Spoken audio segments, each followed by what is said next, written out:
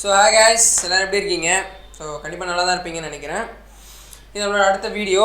So இந்த வீடியோவில் நம்ம எதை பற்றி பார்க்க போகிறோம் அப்படின்னு பார்த்தீங்கன்னா, ஸோ நம்ம சேனலில் வச்சு சொல்லியிருப்பேன் டெக்கு, தென் வந்து ஃபோட்டோகிராஃபி, விலாகு, அப்புறம் வந்து ஜென்ரலாக நம்ம எதை பற்றி வேணால் பேசலாம் அப்படின்னு சொல்லிட்டு ஒரு டாபிக் இருக்கும். ஸோ அந்தமாதிரி நம்ம வந்து பேசுகிறதுக்காக தான் நம்ம யூடியூப் சேனல்.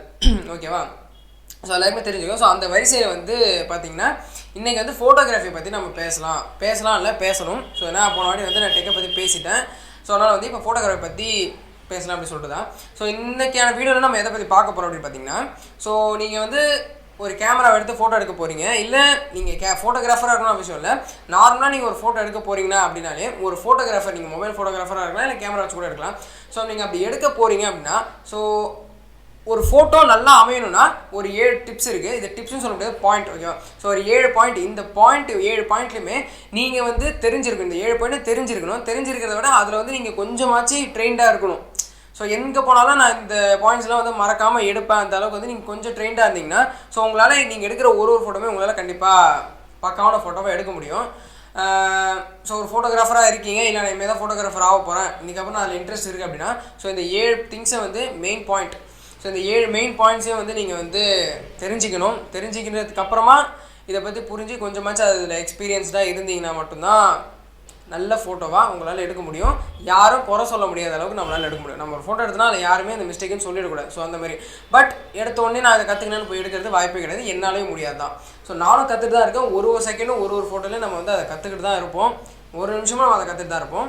ஸோ அந்த மாதிரியான அந்த 7 டாபிக்ஸ், ஸோ அந்த 7 பாயிண்ட்ஸ் என்னென்ன அப்படின்றத ஸோ வந்து இன்றைக்கி வீடியோவில் பார்க்க போகிறோம். பார்த்து முடித்ததுக்கப்புறமா யூஸ்ஃபுல்லாக இருக்குது, நல்ல கண்டென்ட்டாக இருக்குது அப்படின்னு நினச்சிங்கன்னா மறக்காமல் சப்ஸ்கிரைப் பண்ணிட்டீங்கன்னா யூஸ்ஃபுல்லாக இருக்கும்.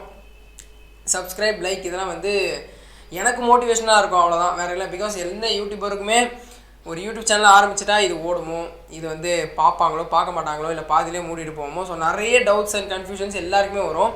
அதெல்லாம் போகணும் அப்படின்னா அவங்களுக்கு கொடுக்குற ஒரே இது வந்து லைக்ஸும் வியூஸ் மட்டும்தான்.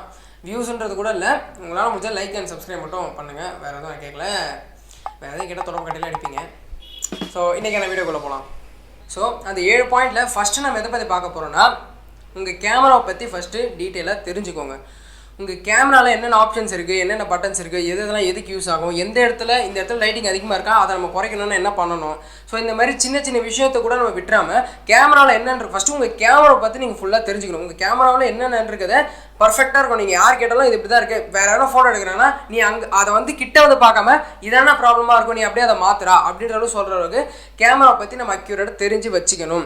இது வந்து முக்கால்வாசி பிகினர்ஸுக்கு தான் வந்து யூஸ்ஃபுல்லாக இருக்குன்னு வச்சுக்கோங்களேன். பிகாஸ் ட்ரெயின் ஆனவங்களாம் வந்து அதை கண்டிப்பாக பழகிட்டு இருக்கோம். உங்களுக்கு நீங்கள் புதுசாக ஃபோட்டோகிராஃபி வாங்கி ஃபோட்டோ எடுக்க ஆரம்பிக்க போகிறோம் அப்படின்னா, ஸோ கண்டிப்பாக உங்கள் கேமரா பற்றி ஃபுல்லாக தெரிஞ்சுக்கோங்க. அது கேமராவாகவும் இருக்கலாம், ஃபோனாகவும் இருக்கலாம். ஃபோனில் கூட ப்ரோ மோடுன்னு இருக்குது. ஸோ ப்ரோ மோடில் ஐஎஸ்ஓனா என்ன, அப்பச்சர்னா என்ன, எதை கம்மி பண்ணால் எதை எடுக்கலான்றதுல வந்து பக்காவாக எடுத்துட்டிங்கனாலே ஒரு ஃபோட்டோ நீங்கள் எடுக்க போகிறீங்கன்னா அந்த இடத்துல என்ன இது லைட்டிங் கம்மியாக இருக்குது, என்ன பண்ணுறது, நம்ம பயம் இல்லாமல் இருக்கலாம். ஸோ பயம் இல்லாதனாலே கண்டிப்பாக ஒரு ஃபோட்டோவை நம்மளால் பக்காவாக எடுக்க முடியும். ஸோ ஃபஸ்ட்டு உங்கள் கேமரா பற்றி தெரிஞ்சுக்கோங்க. செகண்ட் பாயிண்ட் வந்து எக்ஸ்போஷர். ஸோ உங்கள் ஃபோட்டோவோட எக்ஸ்போஷரு கரெக்டாக இருக்கா தப்பாக இருக்கான்றதை ஃபஸ்ட்டு நீங்கள் தெரிஞ்சிக்க கற்றுக்கணும். அது எப்படி சிம்பிளாக சொல்லணும்னா, நீங்கள் ஒரு ஃபோட்டோ எடுக்கிறீங்க, உங்கள் மைண்டில் இப்படி தான் இந்த ஃபோட்டோ வரணும் நீங்கள் எதிர்பார்த்து எடுக்கிறீங்க. பட் நீங்கள் எதிர்பார்த்த ஃபோட்டோவோட எக்ஸ்போஷர் லெவல் அதிகமாக இருக்குன்னா அது வந்து ஹையர் எக்ஸ்போஸ்டு, இல்லை கம்மியாக இருக்குது அப்படின்னா அது வந்து அண்டர் எக்ஸ்போஸ்டு. அவ்வளோதான், சிம்பிள் மேட்டர். சிம்பிளாக தான் நான் சொல்கிறேன். பட் வந்து நீங்கள் ஒரு எக்ஸ்போஷர் கரெக்டாக வச்சு ஒரு ஃபோட்டோ எடுக்கணும் அப்படின்னா ஐஎஸ்ஓ, அப்பச்சர், ஷட்டர் ஸ்பீட் இது எல்லாத்தையுமே நீங்கள் கற்றுக்கிட்டு அது எல்லாமே ப்ராப்பராக யூஸ் பண்ணி எடுத்தால் மட்டும்தான் உங்கள் ஃபோட்டோக்கு வந்து ஒரு எக்ஸ்போஷர்ன்றது கரெக்டாக கிடைக்கும். ஓகேவா? ஸோ உங்கள் ஃபோட்டோவில் கரெக்டாக எக்ஸ்போஷர் இருக்கா இல்லையான்றது நீங்கள் எதிர்பார்க்குறத வச்சு தான் இருக்குது. ஓகேவா? நீங்கள் எதிர்பார்க்குற இமேஜ் வந்துருச்சுன்னா கரெக்டாக இருக்குது, இல்லை அதிகமாக இருக்குது லைட்னிங், கம்மியாக இருக்குது லைட்னிங்னா அது வந்து ஹையர் எக்ஸ்போஸ்ட் அண்டர் எக்ஸ்போஸ்ட் ஆகிருக்கு. அதை எப்படி கரெக்ஷன் பண்ணணுன்றதை நீங்கள் உங்கள் ஃபோட்டோ எடுக்கிறத வச்சு தான் மாற்றி நீங்கள் இது பண்ணிக்கணும். ஸோ அதனால் எக்ஸ்போஷரை கரெக்ட் பண்ண கற்றுக்கோங்க. தென் தேர்ட் ஒன் சொல்ல வேணாம், லைட்டிங். ஸோ ஒரு ஃபோட்டோ இருக்குன்னா அதுக்கு வந்து லைட்டிங்கிறது ஒரு அம்மா மாதிரி அந்த மாதிரி வச்சுக்கோங்களேன். ஸோ ஒரு லைட்டிங் இல்லைனா அந்த ஃபோட்டோ இருக்கிறது வேஸ்ட்டு. ஓகேவா? ஸோ லைட்டிங்கிறது டிஃப்ரெண்ட்டாக எவ்வளோ லைட்டிங்கும் இருக்குது. ஸ்டூடியோ லைட்டை வச்சு எடுக்கிறோம், ஸோ அது ஒரு லைட்டிங் தான். சன்லைட் அவுட்டோர் இருக்குன்னா சன்லைட்டை வச்சு எடுக்கிறோம், அது ஒரு லைட்டிங் தான். ஜன்னல் வழியாக வருதுன்னா அது ஒரு லைட்டிங்காக வச்சு எடுக்கிறோம், ஸோ அதுவும் லைட்டிங் தான். ஸோ லைட்டிங்கை எப்படி எந்தெந்த இடத்துக்கு நம்ம யூஸ் பண்ணுறோம், ஸோ நம்ம யூஸ் பண்ணுறதை கரெக்டாக யூஸ் பண்ணுறோமான்றதை நீங்கள் கற்றுக்கணும். பட் லைட்டிங்கை கற்றுக்கணுன்றது கஷ்டமான விஷயம் தான். கஷ்டம் சொல்ல முடியாது, கொஞ்சம் டைம் எடுக்கும். நீங்கள் அதில் மாஸ்டர் ஆகணும் அப்படின்னா, அதை பற்றி உங்களுக்கு அக்யூரேட்டாக தெரியணும் அப்படின்னா கண்டிப்பாக கொஞ்சம் டைம் எடுக்கும். நீங்கள் பொறுமையாக தான் அதை கற்றுக்கணும். பட் லைட்டிங்கை கற்றுக்கணும்னு ஆரம்பிச்சிட்டிங்கன்னா அது அந்த லைட்டிங் கற்றுக்கிறதுன்றது வந்து ரொம்ப சூப்பராக இருக்கும்னு வச்சுக்கோங்களேன். கற்றுக்கிறது கஷ்டம் தான். பட் கற்றுக்க ஆரம்பிச்சிட்டோன்னா அதை அந்த ஒரு லைட்டிங் வந்து நீங்கள் கரெக்டாக வச்சுட்டு ஒரு ஃபோட்டோ எடுக்கும்போது அதில் இருக்கிற ஃபீலே தனி. நம்ம கரெக்டாக வச்சு எடுத்துருக்கோம் அப்படின்ற ஒரு ஃபீலேன்றது தனி. ஸோ அதனால் லைட்டிங்கை ஃபஸ்ட்டு கற்றுக்க ஆரம்பிச்சிருங்க. தென் இது வந்து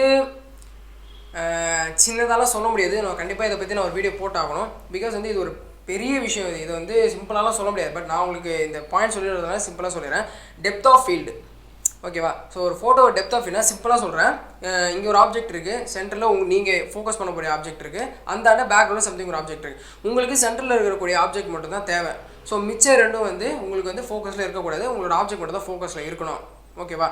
ஸோ அந்த மாதிரி பக்காவாக உங்களோட ஆப்ஜெக்ட் நீங்கள் ஃபோக்கஸ் பண்ணி பேக்ரவுண்ட்லேயும் ஃப்ரண்ட்டில் இருக்கிறது பிளர் பண்ணிவிட்டு எடுத்துட்டிங்கனாலே ஸோ அது வந்து அந்த ஃபோட்டோ வந்து கரெக்டான டெப்த் ஆஃப் ஃபீல்டு இருக்குதுன்னு அர்த்தம், ஓகேவா? சிம்பிளாக தான் சொல்கிறேன். பட் இது வந்து நீங்கள் இவ்வளோ இதெல்லாம் புரிஞ்சிக்கவே முடியாது உங்களால். நீங்கள் வந்து அதை வந்து தெரிஞ்சுக்கணும், படிக்கணும் நிறைய. ஸோ சிம்பிளாக தான் என்ன சொல்கிறோம், டெப்த் ஆஃப் ஃபீல்டு என்னென்னா உங்களோட ஆப்ஜெக்ட்டை நீங்கள் ஃபோக்கஸ் பண்ணி கரெக்டாக ஃபோட்டோ பார்த்தோன்னே அந்த ஆப்ஜெக்ட் தெரியிற மாதிரி வச்சுட்டு பேக்ரவுண்ட் இருக்கிறது பின்னாடி இருக்கிறதுலாம் பிளர் பண்ணிவிட்டு ஃபோக்கஸ் இல்லாமல் தேவையான பொருள் மட்டும் ஃபோக்கஸில் வச்சு எடுக்கிறதா வந்து டெப்த் ஆஃப் ஃபீல்டுனா. சிம்பிளாக தான் நான் சொல்லியிருக்கேன். இது வந்து நான் தனியாக வீடியோ கண்டிப்பாக போடுறேன்.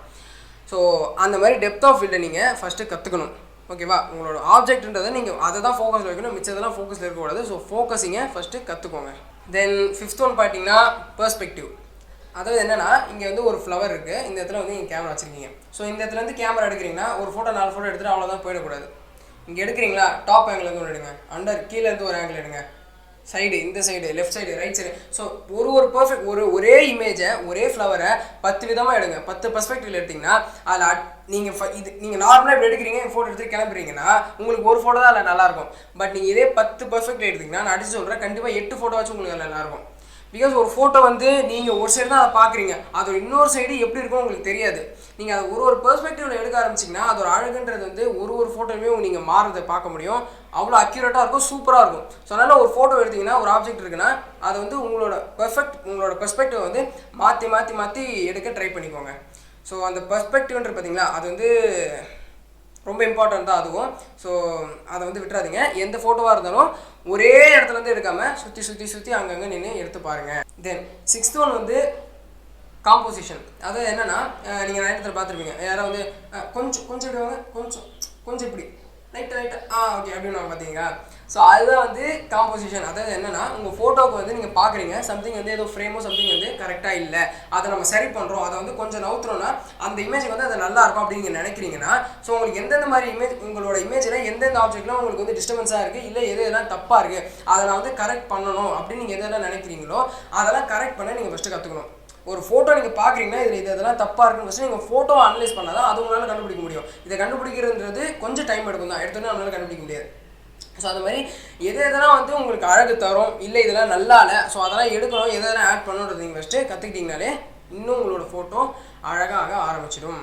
தென் லாஸ்ட் ஒன் பார்த்தீங்கன்னா ஃபோட்டோலாம் முடிச்சாச்சு, ஃபோட்டோ எடுத்து முடிச்சிட்டிங்க. இதோட அடுத்த வேலை ப்ராசஸ் பண்ணணும். ஸோ அந்த ஃபோட்டோவை எடிட் பண்ணி வெளியில் அவுட்புட் எடுக்கணும்.